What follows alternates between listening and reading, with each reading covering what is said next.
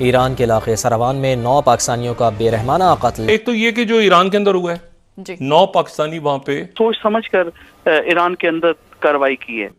ایران کی اپنی پوزیشننگ ہے، اور اس دوران یہ ایران پاکستان کے معاملات بہتری کی طرف جا رہے تھے، پھر خراب ہوئے، پھر بہتری کی طرف گئے، پھر یہ آج وہاں سے افسوسناک واقعے کی خبر آئی۔ را کے لیے کام کرتے ہیں ایسے لوگ جو ہیں وہ ان کی باغ ڈور ہلاتے ہیں، اور یہ انتہائی افسوسناک کارروائی جو ہے اس کے حوالے سے ابتدائی اطلاعات کا افسوسناک اور لرزہ خیز واردات پاکستان اور ایران کی سرحد پر ہوئی ہے۔ اب یہ سلسلہ یہ شروع جب ہوا ہے تو یہ ختم ہونے کا فی الحال تو یہ نام نہیں لے رہا۔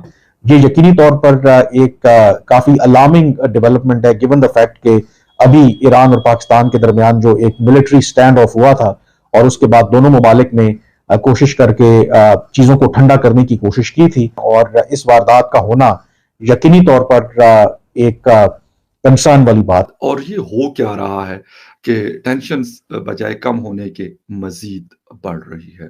کچھ جو رپورٹس ہیں وہ تو یہ بھی کہہ رہی ہیں کہ 14 جو پاکستانی وہ اس کارروائی میں جاں بحق ہوئے ہیں۔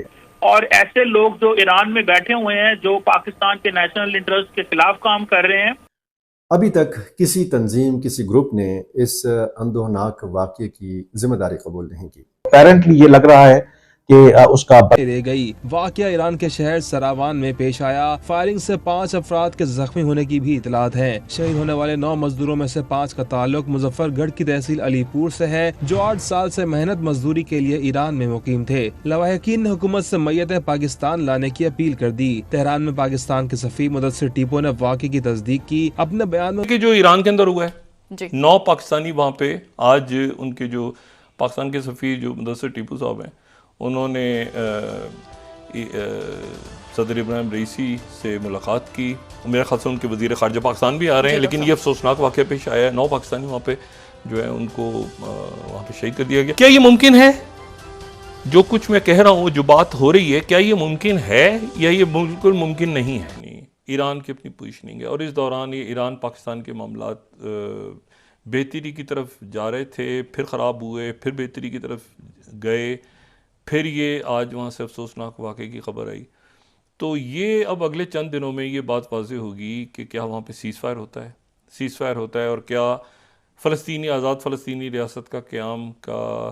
اچھا، اسی دوران الجیریا جو ہے اس نے اگلے ہفتے جو ہے وہ پھر دوبارہ اقوام متحدہ کا اجلاس بلا لیا، سیکورٹی کونسل کا، پھر اس میں جنگ بندی کی قرارداد پیش کریں گے۔ یہ نہیں، وہ دیکھیں نا، ملک جو ہے وہ رک نہیں رہے، ملک اپنا وہ پریشر اتنا بلڈ ہو رہا ہے۔ اسی دن ایک بہت بڑا انسیڈنٹ ہوتا ہے، زاہدان کا علاقہ ہے، سروان سٹی ہے، وہاں پر پاکستانی جو وہاں پہ مزدور لوگ تھے، لیبر کلاس تھی، وہاں پہ کوئی کام چھوٹے موٹی مزدوری کرتے تھے، جس جگہ پہ وہ رہتے تھے، رات کو ان کو ٹارگٹ کیا گیا اور 9 پاکستانی لوگ مارے گئے اور 5 جو ہے وہ زخمی ہوئے۔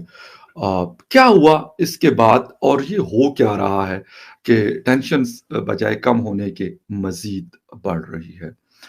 اس کی وجوہات کیا ہے؟ پاکستان اور ایران میں اس طرح کی چیزیں کیوں اب زیادہ دیکھنے کو مل رہی ہے؟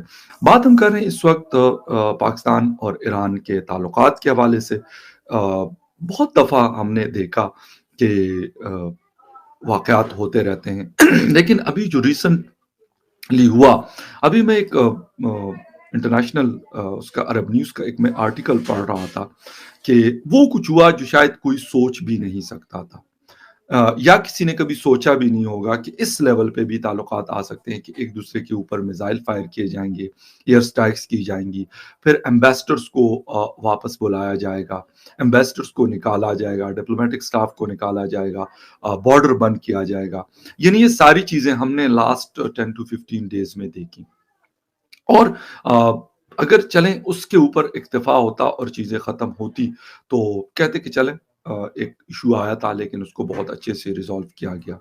اس کے بعد جو پاکستانی وہاں پہ کافی سارے محنت مزدوری کے لیے ایران جاتے ہیں، اکثر میں دیکھتا ہوں، بلکہ ایک باربر شاپ پہ میں جاتا تھا تو وہاں پہ ایک لڑکا کام کرتا تھا سرگودا کا، تو وہ بیچ میں سے خیر ایک دن میری وہ کٹنگ وٹنگ کر رہا تھا تو बात हुई तो उसने कहा जी मैं तो ईरान में काम करता हूँ। मैं कहा यार ईरान में आप?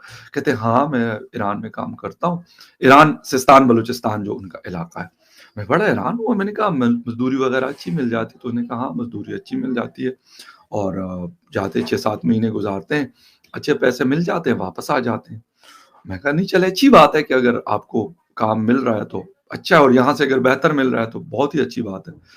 खैर हुआ क्या कि फिर जब ये वाला वाक़या होता है तो इस तरह के यानी बहुत सारे लोग बलूचिस्तान में भी, हमारे पाकिस्तान के बलूचिस्तान में भी, पंजाब, खैबर पख्तूनख्वा, सिंध, इनके बहुत सारे लोग वहाँ पे काम वग़ैरह करते हैं। फिर इस तरीके से ईरान में भी ये सिलसिला चलता रहता है, बहुत सारे लोग काम करते हैं। लेकिन ये नहीं है कि कोई अब ये लोग गए हैं, पहले नहीं काम करते थे।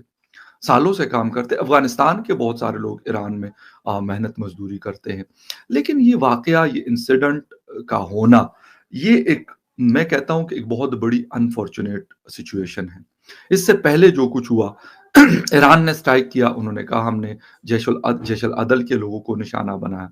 फिर उसके तकरीबन 24 आवर्स में पाकिस्तान ने स्ट्राइक किया, उन्होंने कहा जी हमने बीएलए के लोगों को निशाना बनाया और 5-6 लोगों को मार दिया। अब ये सिलसिला, ये शुरू जब हुआ है तो ये खत्म होने का फिलहाल तो ये नाम नहीं ले रहा। ठीक है कि वापसी हो गई और पाकिस्तान के जो फॉरेन मिनिस्टर है, केयरटेकर जलील अब्बास जलानी साहब, वो कह रहे हैं कि ये बहुत एक अफसोसनाक वाक़या है और हम इसकी भरपूर मज़म्मत करते हैं, कंडेम करते हैं। लेकिन असल इशू ये है कि ये उस दिन होता है जब पाकिस्तान के एम्बेसडर मुदस्सिर टीपू अपने जो डॉक्यूमेंट्स हैं वो रईसी साहब जो वहाँ के प्रेसिडेंट हैं उसको पेश करते हैं और उसी दिन ये सिलसिला होता है।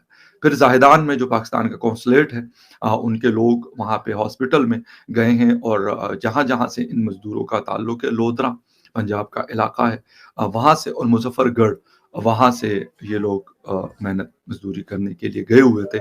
उनके लोग कह रहे हैं कि भाई हमारे जो प्यारे हैं उनकी डेड बॉडीज़ को वापस लेके आया